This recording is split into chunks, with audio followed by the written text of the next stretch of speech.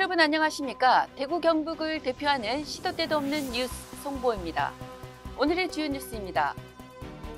대통령실이 5일 방송통신위원회와 산업통상자원부에 KBS의 TV 수신료 분리 징수를 공고했다고 밝혔습니다. 이는 국민제한심사위원회 국민토론에 따른 결과입니다. 토론은 대통령직 국민제한 홈페이지에서 본인 인증 후에 추천 또는 비추천 투표 외에도 게시판 댓글을 통해서 자유롭게 의견을 제기하는 방식으로 진행됐습니다.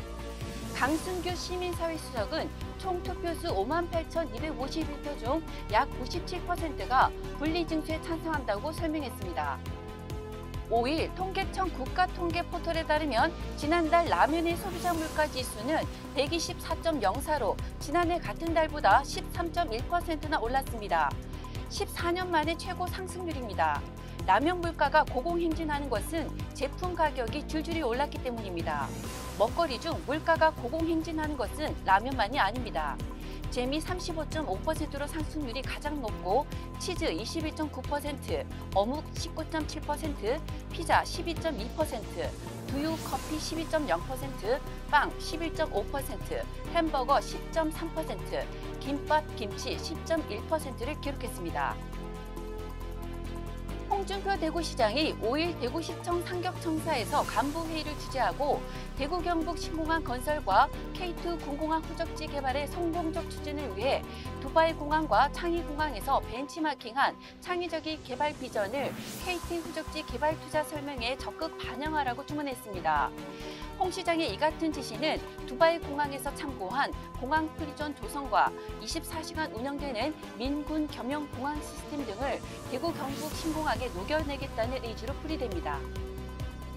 대구시가 이른바 주식 리딩방이라 불리는 유사 투자 자문 서비스 피해를 막기 위해 처음으로 소비자 피해 예보를 발령했습니다.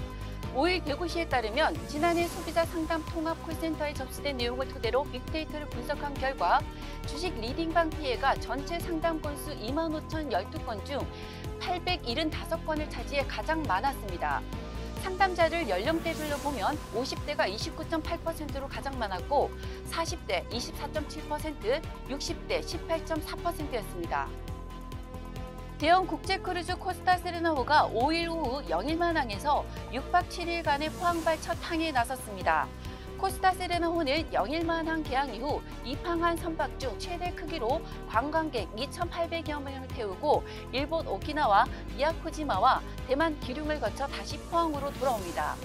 이탈리아 선적의 코스타 세레나호는 길이 290m, 너비 36m의 14층 크루즈선으로 1,100명의 승무원과 3,780명의 승객이 탑승 가능합니다.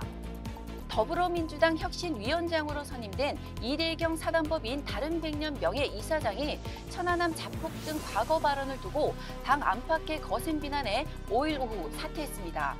민주당 이재명 대표는 이날 오전 최고위원회의에서 이 이사장이 당 혁신위원회 위원장으로 임명됐다고 밝혔습니다.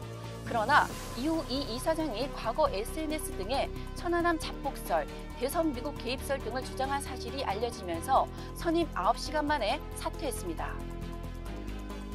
호국 보온의 달이라 불리는 이유 중 하나이기도 하며 2월의 꽃이라 불리는 현충일인 오늘은 대구와 경북 지역 중심으로 더위가 계속되겠습니다.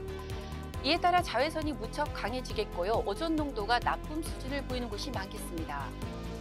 지금의 대한민국이 있기 전 우리나라는 과거에 일제강점기, 6.25 전쟁 등의 아픈 상처가 있었습니다. 열시정과 예를 갖춘 묵념으로 대한민국을 위해 싸우신 순국 선열을 추모한 날이 되었으면 합니다. 지금까지 6월 6일 화요일 영남일보 시도 때도 없는 뉴스였습니다. 다음 시간에 뵙겠습니다.